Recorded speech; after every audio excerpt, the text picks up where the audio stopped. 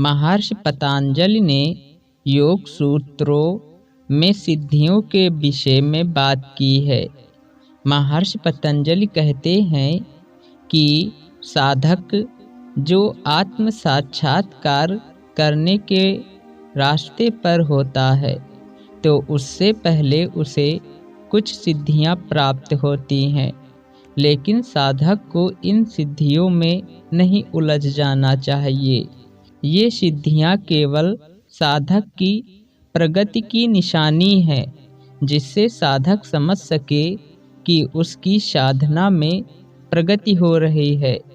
किंतु महर्षि पतंजलि कहते हैं कि इन सिद्धियों में कई साधक उलझ जाते हैं।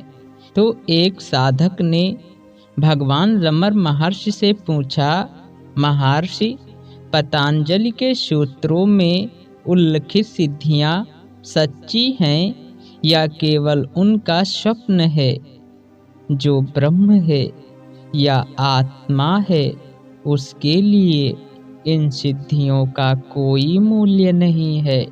स्वयं पतंजलि कहते हैं कि उनका प्रयोग केवल मन से होता है और वे आत्म साक्षात्कार के लिए विघ्न हैं। इन सिद्धियों में नहीं फंसना चाहिए। ये सिद्धियां साधक को उसके मार्ग से विचलित कर देती हैं। महर्षि तथाकथित अतिमनस की शक्तियों के बारे में सच्चाई क्या है? शक्तियाँ ऊंची हों या नीची हों, वे मन की ही होती हैं, अतिमनस की ही होती हैं।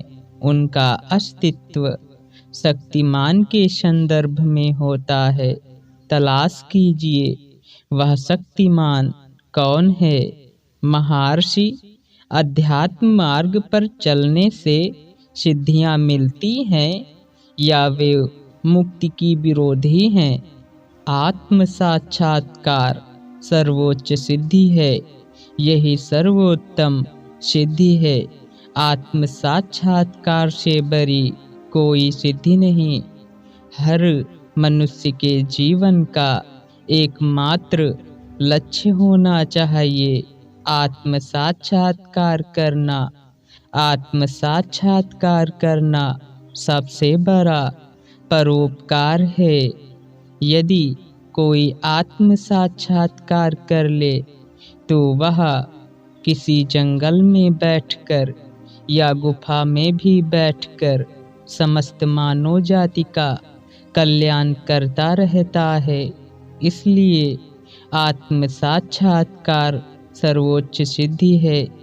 एक बार सत्य का अनुभव होने पर आप अज्ञान मार्ग के प्रति आकर्षित नहीं होंगे।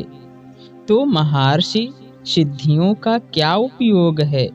सिद्धियां दो प्रकार की होती हैं। उनमें से एक प्रकार की सिद्धियां आत्म साक्षात्कार के मार्ग में अवरोध सिद्ध हो सकती हैं। कहा जाता है कि मंत्र से, रहस्यमय शक्ति वाले औषध से, उग्र तप से और विशेष प्रकार की समाधि से सिद्धियां प्राप्त होती हैं, लेकिन वे आत्मज्ञान के साधन नहीं हैं, क्योंकि उनको प्राप्त करके भी आप अज्ञान में डूबे रहते हैं। तो महर्षि दूसरे प्रकार की सिद्धियां कौन सी हैं? वे ऐसी सिद्धियां हैं जो आत्मशक्ति का या ज्ञान का प्रकटीकरण करती हैं। यही सिद्धियां सर्वश्रेष्ठ हैं।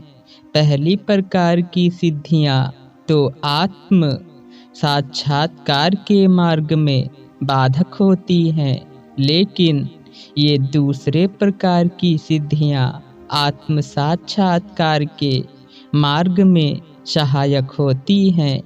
ये आत्मनिष्ठ रहने वाले पुरुष के सहज स्वाभाविक तप का फल हैं। वे ईश्वर की देन हैं और अपने आप प्रकट होती हैं। वे मनुष्य के प्रारब्धानुसार आती हैं, लेकिन वे आए या ना आए, परम शांति में स्थिर हुआ ज्ञानी जरा सा भी विचलित नहीं होता, क्योंकि वह आत्मा को जानता है जो कि अकम्प्य सिद्धि है। ये सिद्धियां प्रयत्न से नहीं मिलती हैं। जब आप आत्मनिष्ठ होंगे तब जानेंगे कि ये सिद्धियां क्या हैं। वास्तव में यही दूसरे प्रकार की सिद्धियां सर्वश्रेष्ठ सिद्धियां हैं। इन्हें प्राप्त करने के लिए साधक को कोई प्रयास नहीं करना होता है, बल्कि ये सिद्धियां प्रारब्ध के अनुसार साधक को प्राप्त होती हैं और ये सिद्धियां ईश्वर प्रदत्त हैं। ये सिद्धियां आत्मा में निवास करने वाले ज्ञानी पुरुषों को सहज स्वाभाविक ही प्राप्त होती हैं।